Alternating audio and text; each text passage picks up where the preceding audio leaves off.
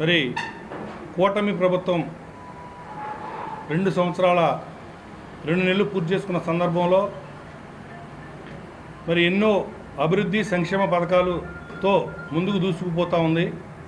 మరి మేము door to door తిరిగేటప్పుడు కానీ అందరూ కూడా ఎదురుకొచ్చి ఈ కూటమి ప్రభుత్వం వచ్చిన తర్వాత చంద్రబాబు నాయుడు గారిని, పవన్ కళ్యాణ్ గారిని, మోదీ గారిని నమ్ముకుని మేము అందరం ఓట్లేసాం. మా నమ్మకాన్ని ఒమ్ము చేయకుండా అనుకున్న ప్రకారం అన్ని పథకాలు మాకు అందుతూ ఉన్నాయి అని చెప్పి అందరూ కూడా గర్వంగా చెప్తూ ఉన్నారు. మరి ఏదైతే ఉందో 11 ఎమ్మెల్యేలు గెలిచినటువంటి గొడ్ల పార్టీ వ్యక్తులు ఎవరైతే ఉన్నారో వాళ్ళందరూ కూడా మరి ఈ రోజున కూటమి ప్రభుత్వం ఏమీ చేయట్లేదని చెప్పి మరి విమర్శిస్తూ ఉన్నారు. ఆ విమర్శలకి మేమంతా చెప్తా ఉన్నాం. ఏంటంటే తెలుగుదేశం పార్టీ కానీ కూటమి ప్రభుత్వం ఏదైతే ఉందో మాట ప్రకారం అన్నీ కూడా చేసుకుంటూ ఎదరికెళ్తూ ఉంది. మరి అలాగే ఇప్పుడు ఇక్కడ స్థానికంగా గొడ్ల పార్టీకి చెందినటువంటి ఇన్ఛార్జ్ ఎవరైతే ఉన్నారో ఆయన మన డిఎస్సి ఎగ్జామ్స్ దాని గురించి డిఎస్సి గురించి మరి పెద్ద ర్యాలీ పెట్టడం జరిగింది ఇక్కడ. అలాగే రాష్ట్రంలో అందరూ కూడా డిఎస్సి మీద పెద్ద ర్యాలీలు పెట్టారు. దాంట్లో ఏదో అవకతవకలు జరిగిపోయినాయని మేము అంటా ఉన్నాం. ఎవరన్నా డిఎస్సి ఎగ్జామ్ రాసిన వాళ్ళు నాకు అన్యాయం జరిగింది, నాకు పోస్ట్ రాలేదు అని చెప్పి ఎవరన్నా బయటకు వచ్చిన మా దాఖలాలు ఏమైనా ఉన్నాయా అని చెప్పి అడుగుతూ ఉన్నాం. వైఎస్ఆర్ కాంగ్రెస్ పార్టీ వాళ్ళు 40 సంవత్సరాలు పైబడిన వ్యక్తులు ఎవరైతే ఉన్నారో వాళ్ళు సంతకం కూడా పెట్టినటువంటి వాళ్ళందరినీ తీసుకుని ర్యాలీలు చేస్తా మాకు అన్యాయం జరిగిపోతా అని చెప్తా ఉన్నారు. వీళ్ళ ఎగ్జామ్స్ రాసింది, డిఎస్సి గురించి వీళ్ళ మాట్లాడేది అని చెప్పి అడుగుతూ ఉన్నాం. తర్వాత ఇక్కడ జరుగుతున్న పరిణామాలు మీ అందరికీ తెలుసు. ప్రతిపక్ష పార్టీలని ఎవరిని కూడా నియోజకవర్గంలో తిరగనివ్వట్లేదని చెప్పి గగ్గోలు పెడతా ఉన్నారు. ఇదే కొల్లేరు విషయం గురించి మాట్లాడుతూ ఉంటే మరి కొల్లేరు ప్రజలకి ఏదైతే నువ్వు ఇవ్వాల్సిన డబ్బులు ఏవైతే ఉన్నాయో అవన్నీ కూడా నువ్వు సెటిల్ చేసుకుని తిరగమని చెప్పి వాళ్ళు చెప్తా ఉన్నారు. అంతేగాని నీ ఆస్తుల్ని ఎవరు కూడా ఆక్రమించలేదు. కొల్లేరు ప్రజలకి ఈ గవర్నమెంట్ రాగానే మరి జగన్నాథపురం బాబ్జీ గారి ఇంటి దగ్గర కానీ తర్వాత కామినేని శ్రీను గారి దగ్గర కానీ పెద్దలందరి దగ్గర కూడా నేను 3 కోట్ల రూపాయలు ఇస్తానని చెప్పి మీరు ఒప్పుకున్న మాట వాస్తవం కాదా అని చెప్పి అడుగుతూ ఉన్నాం. వీళ్ళందరూ ఏమి ఇవ్వక్కర్లేదు, మమ్మల్ని ఇలా యాగి చేస్తున్నారని చెప్పి మాట్లాడుతూ ఉన్నారు నిన్న మొన్న. ఇవన్నీ కూడా ఏంటంటే కొల్లేరు ప్రజలకు డబ్బులు ఇవ్వాల్సింది కాబట్టి వాళ్ళు అక్కడికి వెళ్ళి వాళ్ళ పంట ఏదైతే ఉందో మరి అన్నీ కూడా ఆపటం జరుగుతుంది తప్ప వేరే విషయం కాదని చెప్పి మనం చేసుకుంటా ఉన్నాం. సరే, కమ్మ సామాజిక వర్గాన్ని తొక్కేస్తున్నారా, వేరే సామాజిక వర్గాన్ని తొక్కేస్తున్నారా, వేరే మతాలని వేరే కులాలని తొక్కేస్తున్నారా అని చెప్తే జందులు నియోజకవర్గ ప్రజలందరికీ కూడా తెలుసు ఏం జరుగుతుందనేది. మేము తెలుగుదేశం పార్టీ కానీ చింతమనేని ప్రభాకర్ గారు కానీ కులం కానీ మతం కానీ ప్రాంతం కానీ ఎవరు కూడా మరి ప్రాంతాలు కానీ కులాలు కానీ మేము ఎవరు ఏమీ చూడం. ఎవరు వచ్చినా ముందు మా ఇంటికి వస్తే మా ఆఫీస్కి వస్తే ఫస్ట్ టిఫిన్ చేశారా, టీ తాగారా అని చెప్పి వాళ్ళ కుర్చీలు వేసి కూర్చోబెట్టి సకల మర్యాదలు చేసిన తర్వాత మీ పని ఏంటని చెప్పి అడిగి వారు ఎవరైతే వచ్చిన వాళ్ళు ఉంటారో రోజుకు 400-500 మంది వస్తూ ఉంటారు అక్కడికి. వాళ్ళందరూ కూడా మర్యాదలు చేసి పంపించడం, వాళ్ళ పనులు చేసి పంపించడం జరుగుతుంది. మరి గురువారం నాడు అనుకుంటాండి వస్తుంది జబర్దస్త్ షో అని మన రోజా ఆంటీ గారు పెడతా ఉంటారు. ఆ షోలాగా ఆదివారం నాడు లాయర్ షో అని చెప్పి కొత్తగా వచ్చింది. ఇప్పుడు ఆయన ఆదివారం నాడు బయటకు వచ్చి ఆయన మాట్లాడుతూ ఉంటాడు, ఏదేదో మాట్లాడుతుంటాడు. ఏంటా నువ్వు కమ్మకులం గురించి నువ్వు మాట్లాడేది? ఆ రోజున డాక్టర్ పశుమర్తి మధు ఉన్నాడు డాక్టర్ గారు. ఆ డాక్టర్ గారిని చావబాది పక్కటములు ఎరగొట్టి మరి రోడ్డును 7వ మైల్ దగ్గర పడేస్తే ఆ రోజున నీకేమైంది? కమ్మకులం గురించి మాట్లాడుతున్నావు నువ్వు. కమ్మారిని ఏం చేశారు? నువ్వు మాట్లాడితే మొన్నటిదాకా అన్నావు నా ఇంటి మీదకి వచ్చారు, కొట్టారు, తిట్టారు అన్నావు. ఇప్పుడు కులాలు ఎత్తుతున్నావు. కులం గురించి నువ్వు ఎందుకు మాట్లాడుతున్నావు? నువ్వు కులం గురించి మాట్లాడేవాడు అయితే ఆ రోజున మీరు రాయల భాస్కర్ గారు ఉన్నాడు పెద్ద ఆయన, సీనియర్ నాయకుడు పార్టీ పెట్టిన దగ్గర నుంచి. అలాగే ఆలపాటి దత్తు గారు ఉన్నాడు పెద్ద ఆయన.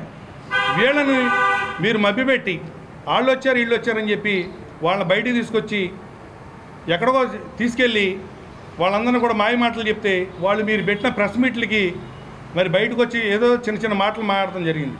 అదే రాయల భాస్కర్ గారు ఉంటే ఇవాళ రాట్నాలమ్మ గుడి చైర్మన్గా ఆయన ఉండేవాడు. అదే దత్తుగారు ఉంటే ఈరోజు మార్కెట్ యార్డ్ చైర్మన్ ఎవరో కాదు, ఆయనే ఉండేవాడు. వాళ్ళని నాశనం చేసింది మీరు బయట తీసుకొచ్చి. కమ్మారిని నాశనం చేసింది నువ్వు కాదా?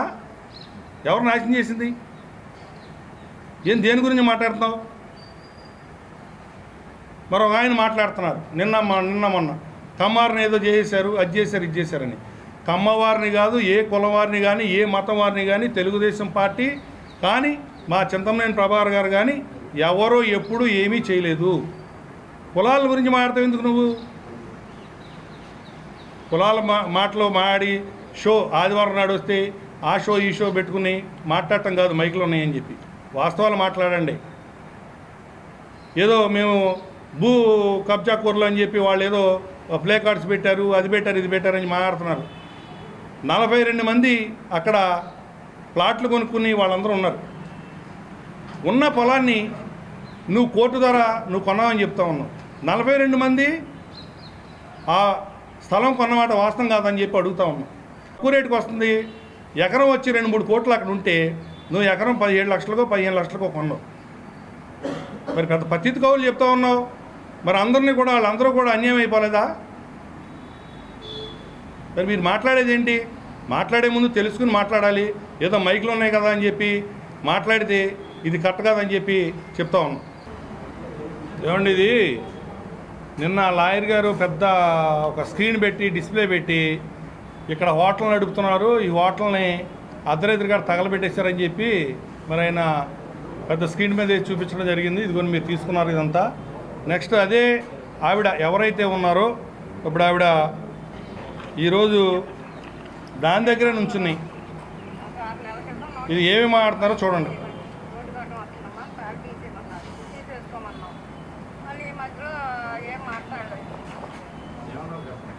నీకు వాయిస్ వినపడుతుందా? ఆవిడ ఏమంటుందంటే, నేను తెలుగుదేశం పార్టీకి సంబంధించిన వ్యక్తిని, ఈరోజు కూడా మా ఇంటి దగ్గర తెలుగుదేశం పార్టీ జెండా ఉంటుంది, ఎమ్మెల్యే గారి ఫోటో ఉంటుంది. మా మనోడు అమాయకుడు, ఆడు ఏది చెప్తే అది వింటాడు, వాడి మాయ మాటలు చెప్పి లాయర్ దగ్గరికి తీసుకెళ్ళి కూర్చోబెట్టినట్టు చెప్పించాడు అని చెప్పి ఇదిగో కరెంటు షార్ట్ సర్క్యూట్ అయ్యటం వలన వైర్లు దిగిపోయి దాని మీద తగలడిపోయిందని చెప్పి ఆవిడ క్లియర్గా చెప్తుంది. మరి దీన్ని కూడా రాజకీయం చేయడం ఏంటంటే కరెక్ట్ అంటారా? ఎదుగో విన్నారు కదా. ఇది ఎందుకు చేస్తున్నారనంటే ఏదో ఒకటి బురదలాలని చెప్పి చెప్పడం తప్ప ఏముంటుందండి ఇందులో. ఈరోజు మరి కూటమి ప్రభుత్వం సంక్షేమం, అభివృద్ధి, కూటమి ప్రభుత్వానికి 2 కళ్ళుగా సంక్షేమం, అభివృద్ధి కార్యక్రమాలతో ముందుకెళ్తుంది. మరి రాష్ట్రంలోనే దెందులూరు నియోజకవర్గంలో జరుగుతున్నటువంటి అభివృద్ధి కార్యక్రమాలు కానివ్వండి, సంక్షేమ కార్యక్రమాలు కానివ్వండి, రాష్ట్రంలో మరి అందరికంటే ఎక్కువగా సంక్షేమ కార్యక్రమాలు కానివ్వండి, అభివృద్ధి కార్యక్రమాలు కానీ చేస్తున్నటువంటి ఏకైక నాయకుడు మా నాయకుడు చింతమనేని ప్రభాకర్ గారు అని చెప్పి మీ అందరికీ తెలియజేస్తున్నాం. మరి ఈరోజు గొడ్డలపాటి ఇన్ఛార్జ్ అయినటువంటి అబ్బాయి చౌదరి గారు మాట్లాడుతున్నాడు. నోటికి ఏదొస్తే అది మాట్లాడుతున్నారు. మరి గత 2019-24 సంవత్సరంలో వాళ్ళు చేసిన అన్ని అక్రమాలు, అన్యాయాలు కోకొల్లలుగా మా దగ్గర ఉన్నాయని చెప్పి మీకు తెలియజేస్తున్నాం. మొన్న ప్రెస్ మీట్ పెట్టి మాట్లాడుతున్నాడు ఆయన, నేను ఎక్కడికైనా వస్తాను, సిద్ధం, రెడీ అని చెప్పి. మేము చెప్తున్నాం, మీరు న్యాయం బిల్లు వస్తారా, వినకడం వస్తారా, జగన్నాథపురం వస్తారా, లేకపోతే మా మండలం సోర్పాడు వస్తారా? ఇవి కాకుండా మరి కొల్లేరు ప్రాంతంలో కోమట్లం కానివ్వండి, శ్రీపార్ కానివ్వండి, ఈ గ్రామాల్లో మీ ఇష్టం, మీరు ఎక్కడ రమ్మంటే అక్కడికి మేము వస్తాం. మీ ఏలూరు ఇన్ఛార్జ్ అయినటువంటి జేపీ గారిని తీసుకుని రండి, చింతలపూడి ఇన్ఛార్జ్ అయినటువంటి ఖమ్మంపాటి విజయరాజు గారిని తీసుకుని రండి, అలాగే కొల్లేరు ప్రాంతానికి ఉన్నటువంటి ఉంగుటూరు ఇన్ఛార్జ్ వాసుబాబు గారు ఉన్నారు, అలాగే కైకలూరులో డిఎన్ఆర్ గారు ఉన్నారు. మీరు వీరందరినీ తీసుకుని రండి. మేము, మా నాయకుడు రాడు, మేము కూడా రాము, అక్కడ ఉన్నటువంటి నాయకులు, మా నాయకులు కూడా రారు. గ్రామ ప్రజలు ఒక 5-6 వస్తారు. మీరు చేసిన అక్రమాలు, మీరు ఆ ఊళ్ళల్లో మరి చెరువులు మీద డబ్బులు ఎంత పందుకొక్కుల్లాగా తిన్నారా తినలేదా అని చెప్పి వాళ్ళే చెప్తారని చెప్పి మీకు తెలియజేస్తున్నాం. మీరు కనుక ఆ డబ్బులు అన్యక్రాంతం చేయలేదు, అక్రమాలు చేయలేదని చెప్పి మీ నాయకులు వాళ్ళు కనుక తెలియజేస్తే మీ ఇంటికి వచ్చి క్షమాపణ చెప్తామని చెప్పి తెలియజేస్తున్నాం. మరి కొల్లేరు ప్రజల తరపున మేము వచ్చి మీ ఇంటికి వచ్చి క్షమాపణ చెప్తామని చెప్పి అబ్బాయి చౌదరి గారికి తెలియజేస్తున్నాం. లేని పక్షంలో మీరేం చేస్తారని చెప్పి నేను అబ్బాయి చౌదరి గారిని అడుగుతున్నా. మరి ఏదో రాజీనామా చేస్తా అన్నారు, నీకేముందని రాజీనామా చేస్తామని చెప్పి అబ్బాయి చౌదరి గారిని అడుగుతున్నాం. మేము మీకు ఏ పదవి ఉందని రాజీనామా చేస్తారు? మీ ఇన్ఛార్జ్ పదవి రాజీనామా చేస్తారా? ఉంటే ఏంటి, లేకపోతే ఏంటి? మీరు రాజీనామా చేస్తే ఏంటి, చేయకపోతే ఏంటి అని చెప్పి మేము అడుగుతున్నాం. మరి ఒక ఆయన కొత్త పిచ్చగాడు బయలుదేరాడు. ఆదివారం అయితే షో వస్తుంది, ఒక షో ఒక గంట సేపు. ఏంటంటే ఆయనకి ఈ మధ్య టీవీల్లో కనపడాలి, పేపర్లో కనపడాలి, తర్వాత యూట్యూబ్లో కనపడాలని చెప్పి ఒక ఇది బాగా పెరిగిపోయింది. దాంతో ఆయనకి ఇష్టం వచ్చినట్టు మాట్లాడుతున్నారు. ఇంకొకసారి కానీ మా నాయకుడి గురించి మరి ఏకవచనంతో మాట్లాడితే మర్యాదగా ఉండదని చెప్పి మరి లాయర్ గారికి తెలియజేస్తున్నాం. ఏంటండి చెప్తున్నారు భస్మాసురుడని? నీ దగ్గరికి వచ్చినటువంటి క్లయింట్లని నువ్వు ఎంతమందిని భస్మం చేయలేదని చెప్పి మేము అడుగుతున్నాం. లాయర్ గారు, నువ్వు నీ దగ్గరికి వచ్చినటువంటి క్లయింట్లని ఎంతమందిని భస్మం చేసావని చెప్పి మేము అడుగుతున్నాం. ఎంతోమందిని మరి తీవ్రంగా వాళ్ళకి నమ్మబలికి వాళ్ళ దగ్గర వకాల్తాలు తీసుకుని వాళ్ళందరూ ఎంతోమంది జీవితాలను నాశనం చేసినటువంటి వ్యక్తివి నువ్వు అని చెప్పి మేము తెలియజేస్తున్నాం. ఎందుకంటే మా దగ్గరికి చాలామంది కోకొల్లలుగా వస్తున్నారు. ఇప్పుడు లాయర్ గారు బాధితులు ఒక్కొక్కటిగా మేము కూడా వాళ్ళని మీకు తీసుకొస్తామని చెప్పి తెలియజేస్తున్నాం. మరి అబ్బాయి చౌదరి గారికి మేము ఒకటే తెలియజేస్తున్నాం, మేము చెప్తున్నాం, మీరు 5 ఇన్ఛార్జీలు తీసుకుని రండి. ఆ గ్రామాల్లో మేము చెప్పిన గ్రామాల్లో మీరు చెరువులు పట్టుకున్నారో లేదా, ఆ డబ్బంతా మీరు తిన్నారో లేదో అక్కడ ఉన్నటువంటి ప్రజలే చెప్తారని చెప్పి తెలియజేసుకుంటూ అందరికీ నమస్కారం చవాకుల బాలాజీ అన్న. ఇంతకుముందు ఎలక్షన్ జరిగినప్పుడు బాలడుగు భానుప్రకాష్ పార్టీ ప్రెసిడెంట్గా ఉండేవాడు. మమ్మల్ని తీసుకొచ్చి మా డాడీ గారిని ప్రెసిడెంట్గా నిల్చోబెట్టారు. మేము ఈవినింగ్ 6 అయ్యేసరికి ఓటు బ్యాంకు 170 ఓట్స్తో మెజారిటీలో ఉన్నాము. ఇంకా ఉన్నది 300 ఓట్స్ ఉన్నాయి. దాంట్లో 28 ఓట్స్ పడితే మనం గెలిచినట్టు. అప్పుడు టీ బ్రేక్ ఇప్పించి మనోడు పార్టీ ప్రెసిడెంట్ ఉంటే మా బ్రదర్ నన్ను బయటికి పంపి టీ బ్రేక్లో మనోడు మేజర్ అది తీసుకున్నాడు అనమాట కార్డు. మనోడికి ఇన్ఛార్జ్ ఇచ్చారు కాబట్టి మనోడు అక్కడే ఉండి మమ్మల్ని అందరూ బయటకు పంపించేశాడు. మేము వెళ్ళొచ్చిన అరగంటలో అది రిజల్ట్స్ అనౌన్స్ చేయించేశాడు. అదేంటన్నా రిజల్ట్స్ అనౌన్స్ చేయించావు, కనీసం ఓడిపోయినట్టు డిక్లరేషన్ అన్న ఇవ్వాలి కదంటే, లేదు నేను చూశానని అక్కడ జానపేట అది బాబు వచ్చి కొన్ని ఓట్లు ఇచ్చి అది గ్యాంబ్లింగ్ చేసి ఓట్లు గెలిపారు అన్నది మాకు బయటకు వచ్చిన తర్వాత మనోడు ఈ కాంట్రాక్ట్స్ కొన్ని చేసినట్టు ఉన్నాడు. బిల్లులకి అమ్ముడైపోయి మమ్మల్ని బలి చేశాడు, మా ఫ్యామిలీని బలి చేశాడు. అదే కాకుండా ఇంకా ఆ ఊర్లో ఇక్కడ ఎస్సీ కాలనీలు కొన్ని ఉన్నాయి, వాళ్ళకి ముందు పోపించి గొడవలు రేపి అప్పుడు పార్టీ దిమ్మ కూడా పడేపించాడు. మేము అప్పుడు అందరూ కలిసి కొంతమంది వెళ్ళి ఇదే భానుప్రకాష్కి పార్టీ దిమ్మ పడేశారని అడిగితే ఎస్సీలు చూసుకుంటారు మనం ఎందుకు అని అన్నాడు. ఎస్సీలు చూసుకున్నప్పుడు తర్వాత మేము ఎస్సీ గారికి ఇప్పుడు మేము రమేష్ గారు కొంతమంది మేము పార్టీ నాయకులు ఎవరు ఉన్నారో వెళ్ళి కంప్లైంట్ ఇచ్చాం. కంప్లైంట్ ఇచ్చినప్పుడు అదే ఎస్సీ గారు మీరు వచ్చారేంటండి పార్టీ ప్రెసిడెంటే పాడేసుకోమన్నారంట కదా అని చెప్పాడు. అంటే మనోడు ముసళ్ళు అది చెరువులో ముసళ్ళు అంటాడు, అటు వాళ్ళని బ్లేమ్ చేస్తూ ఇటు మమ్మల్ని బ్లేమ్ చేస్తూ అందరిని ముంచాడు. అలాగే మేము అది నామినేషన్ రోజున జానపేటకి మనకు కూడా భోజనాలు పెడితే 2 లక్షల మాతో ఖర్చు పెట్టించి నేను ఖర్చు పెట్టానని ప్రచారం చేసుకున్నాడు. అలాంటి క్రిమినల్ మైండెడ్ మనోడు 20,000 ఖర్చు పెడితే 2 లక్షల లాభం ఉంటేనే ఏదైనా పని చేస్తాడు. అలాంటి క్రిమినల్ మైండెడ్ దానివల్ల చాలా ఫ్యామిలీస్ సఫర్ అవుతున్నాయి. మొన్న కూడా అది చిన్న ఇన్సిడెంట్ జరిగితే మనోడు సంబంధం లేని విషయంలో వచ్చాడు గొడవకి మా మీదకి. ఇప్పుడు నేను యాక్టివ్గా ఉన్నానని అసలు నేను ఆ విజువల్స్లో లేను.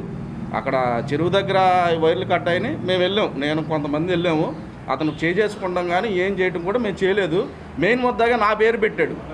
అసలు నేను వెళ్ళాను, అతని మీద చేసుకోవాలా, అవసరమైతే వాళ్ళ పిల్లలు వాళ్ళ ఆవిడ ఏదో ప్రమాణాలు అవి చేస్తున్నారు కదా, వాళ్ళు ప్రమాణం చేసి చెప్పమనండి. మేము కానీ వాళ్ళ మీద చేసినట్టు కానీ కొట్టినట్టు కానీ ఉంటే వాళ్ళు ఏది చెప్తే అది మేము చేయడానికి రెడీ, ఆ శిక్ష ఏదో మేము పడతాం. అలాంటి తప్పుడు ప్రచారాలు చేసి ఎవరిని బ్లేమ్ చేయడానికి మనోడు చేసేది.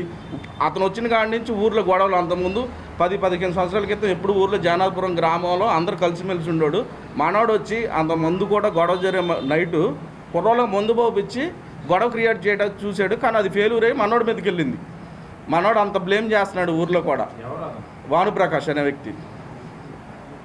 ఆంధ్రప్రదేశ్లో జరుగుతున్న అభివృద్ధి గతంలో ఎప్పుడూ కూడా జరగలేదు. కూటమి ప్రభుత్వం అధికారంలోకి వచ్చిన తర్వాత ప్రతి పల్లెలో కూడా కొంత రోడ్లు కూడా ఈరోజు మంచి గ్రావెల్ రోడ్లుగా మెటల్ రోడ్లుగా, సిమెంట్ రోడ్లుగా అవటం జరిగింది. మరి ఇంత అభివృద్ధి చేస్తున్న ఈ కూటమి ప్రభుత్వాన్ని ఏదో విధంగా అప్రదిష్ట పాలు చేయడం కోసం వైసీపీ పార్టీ కానివ్వండి, ఆ నాయకులు కానివ్వండి, మా కార్యకర్తల మీద కానీ, నాయకుల మీద కానీ, ఎమ్మెల్యేల మీద కానీ దాడులు చేపిస్తూ వాళ్ళు పైకి ఎదగటానికి చూస్తున్నారు. అవన్నీ కూడా నిజం కాదని చెప్పి ఈ సందర్భంగా తెలియజేస్తున్నా. మరి ముఖ్యంగా దెందులూరు నియోజకవర్గంలో ఈరోజు జరుగుతున్న అభివృద్ధి మరి గతంలో ఎప్పుడు కూడా జరగలేదనేది మీ అందరికీ ఈ ప్రెస్ ముఖంగా తెలియజేస్తున్నా. మా విలేజ్ వరకు వస్తే చల్లచింతలపూడిలో ఇప్పుడు మొన్న పర్మిషన్ చేసిన పుంత రోడ్డు కూడా ఈరోజు మెయిన్ రోడ్డు మాదిరిగా తయారై కార్లు వెళ్ళే రోడ్డుగా తయారైంది అని చెప్పి ఈ సందర్భంగా తెలియజేస్తున్నా.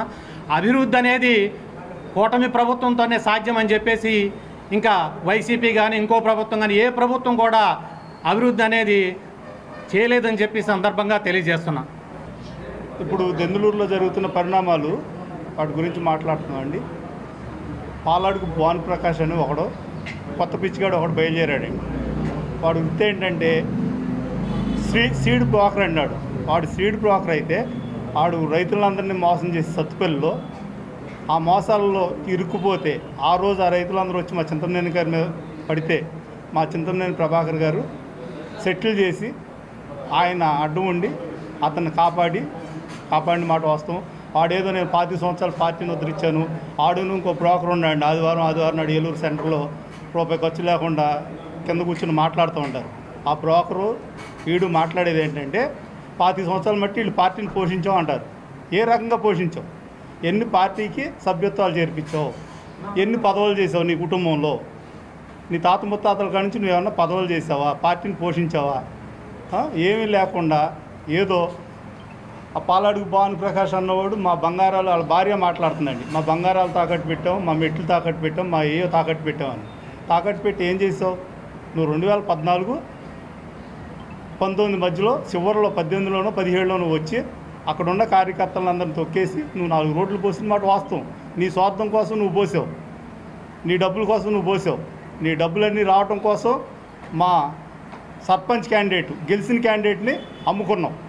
చాలేదా? నీకు బుద్ధి లేదా? జగన్నాథపురం, జానంపేట, కవుగుంట ఆ గ్రామాల్లో నువ్వు వెళ్ళి నువ్వు నిరూపించుకో. నువ్వు రా, బహిరంగ చర్చికి రా. నువ్వు ఆ రోజు చవాకుల మీ నాన్నగారి పేరేంటి బాబు? చవాకుల సర్వేశ్వరరావు గారిని నేను ఓడించలేదు, గెలిచిన క్యాండిడేట్ని నేను అమ్ముకుని ఇటు కట్టలు తీసి అటు వేసి నేను అమ్ముకోలేదని నువ్వు ప్రమాణం చేస్తాకరా, నేను వస్తా రాట్నాలం కాడకరా. ఏంటి నువ్వు ఆగుతుంది?